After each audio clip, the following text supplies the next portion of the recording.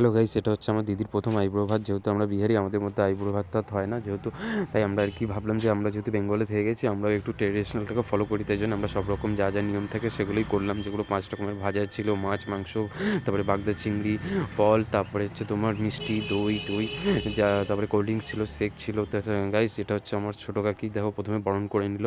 বরণ টরণ করে নেওয়ার পর তারপরে হচ্ছে বরণ টরণ করতে করতে অনেক হাসি ঠাট্টা হচ্ছিলো, যেহেতু আমাদের মধ্যে এটা প্রথম হচ্ছে, তাই আর কি। তাই এই আইবুড়ো ভাতের আয়োজনটা পুরোটাই কাকি করেছিল। তারপরে কাকি কিছু টাকা দিল, তারপরে কাকি ফের একটা নতুন শাড়ি টাড়ি দিল, যেটা আর কি নিয়ম।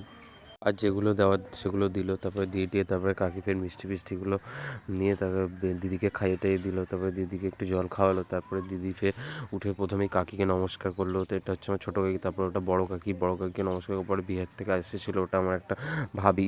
তো এরপরে দিদিকে গাইস কাকি সব রকম ভাজা ভাজা দিয়ে মেখে টেকে তারপরে প্রথম একটা খাইয়ে দিল। তারপরে খাওয়া দাওয়ার পরে একটু চিকেন লেগ পিস দিয়ে একটু ছবি টবি তোলা হচ্ছিলো। তারপরে তোমরা আরেকবার দেখে নাও ভালোভাবে কী ছিল সব রকম। তা খেতে খেতে দিদি বললো, বাহ, রান্নাটা খুব সুন্দর হয়েছে, খুব ভালো হয়েছে। এটাই বলতে বলতে অনেক কথা হলো।